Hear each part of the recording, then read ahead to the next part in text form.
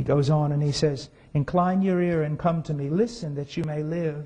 And I will make an everlasting covenant with you according to the faithful mercy shown to David. What is he saying? He's saying this.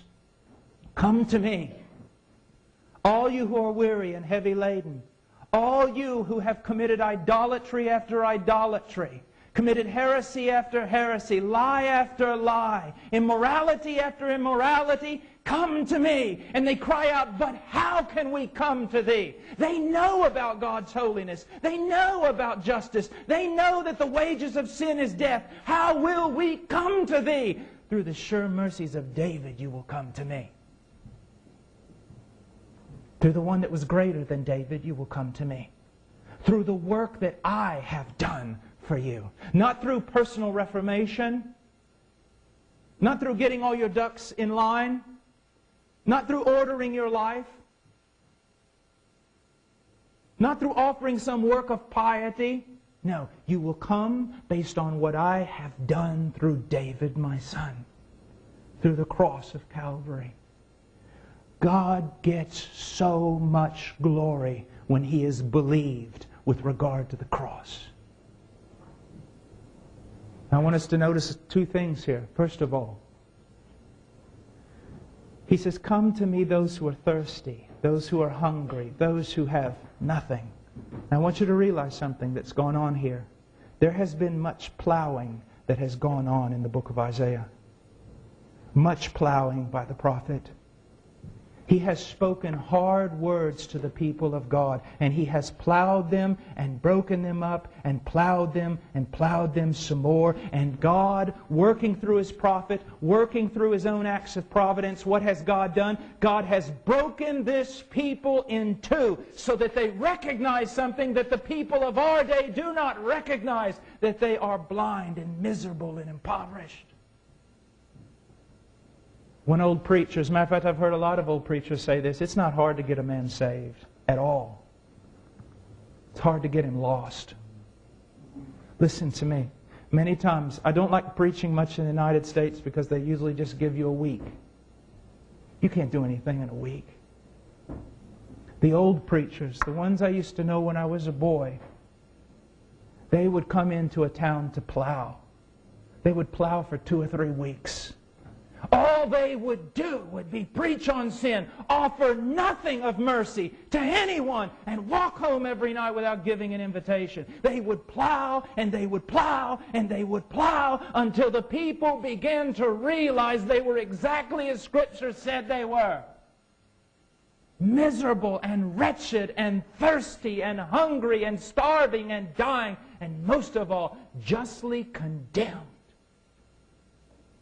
You preach and you plow with the people until the very sinners sitting in the pew raise their hands and say, God would be just in killing me and destroying my soul in hell this very moment. I asked an old preacher one time, this was, oh my goodness, 25 years ago. I was just called in the ministry, and I went to this place where they would give 50% off the suits for preacher boys. It was in Paducah, Kentucky, and it was one of those almost, can this really be happening experiences. So I go into this old store, and I'm looking around, and all of a sudden the door opens, one of those doors with a bell on it, and it kind of opened up and ringed and closed. And I turned around and looked, and there's this old man standing there, and he's just looking at me. And I didn't know what to do. And so I kind of walked towards him. I said, hello, sir. He goes, hello, boy. He said, you've been called to preach? And I said, yes, sir. And he said, then let me tell you about preaching. And he pointed out the door, and he said, you see that place where that building's at right there, young man? And I said, yes, sir. Because I used to set up a tent there in the 50s and preach. And he said, boy, I'd preach for 2 weeks. On sin. On sin, boy, I would preach. And I'd leave them without an invitation. I'd leave them without hope. And I'd go home and I'd go to bed. And I said, well, sir, how long would that continue? He said, until the Spirit of God fell down on the place.